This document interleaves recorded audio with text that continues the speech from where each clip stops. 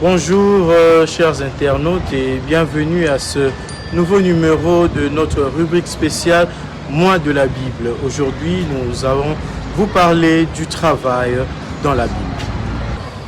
Le travail occupe une place importante dans la Bible. C'est à la sueur de son visage qu'Adam, le premier homme, devait gagner son pain. Cependant, il ne faut pas voir le travail comme une punition, mais plutôt comme une partie intégrante de l'expérience humaine sur Terre. Malgré ses origines qui semblent être une punition pour l'homme, et ça, on peut le trouver dans Genèse 3, verset 19. C'est à la sueur de ton visage que tu mangeras du pain jusqu'à ce que tu retournes à la terre dont tu proviens. Le travail est souvent présenté comme une bénédiction dans la Bible. Il permet à l'homme de subvenir à ses besoins, de développer ses talents et de contribuer surtout à la société.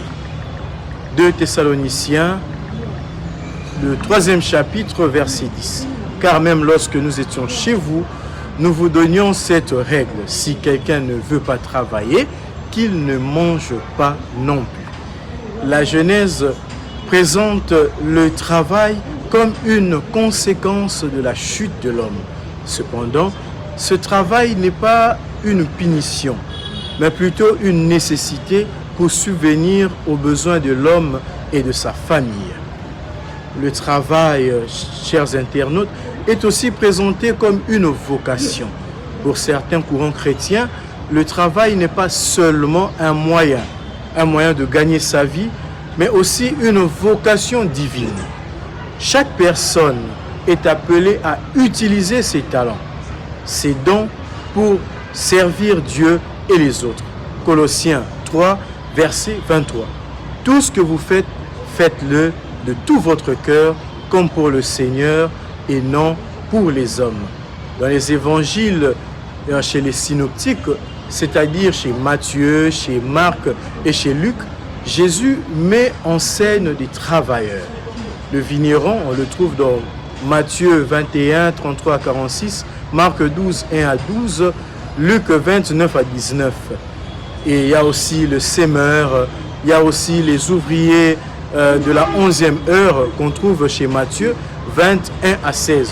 Ces paraboles soulignent l'importance du travail bien fait, de la justice, de la rémunération et de la dignité de chaque travailleur.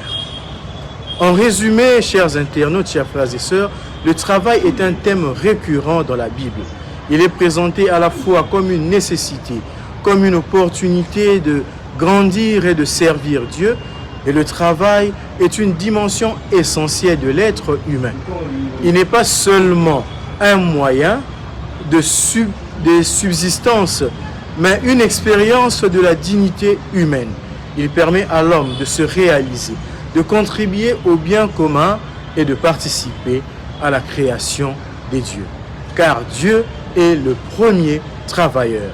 Le travail au service de la personne et non l'inverse.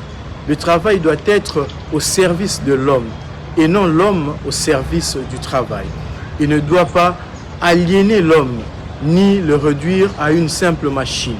Le travail est bien plus qu'une activité économique.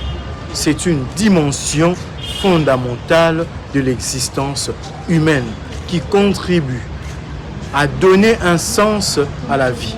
En travaillant, l'homme coopère avec Dieu dans l'œuvre de la création et met en valeur la terre et contribue à son développement. La Bible présente le travail comme une dimension essentielle de la vie humaine. Il est à la fois un moyen de subsistance, une expression de la dignité humaine et une participation à l'œuvre de la création. Travaillez, travaillez et ne cessez jamais d'aimer le travail. Merci.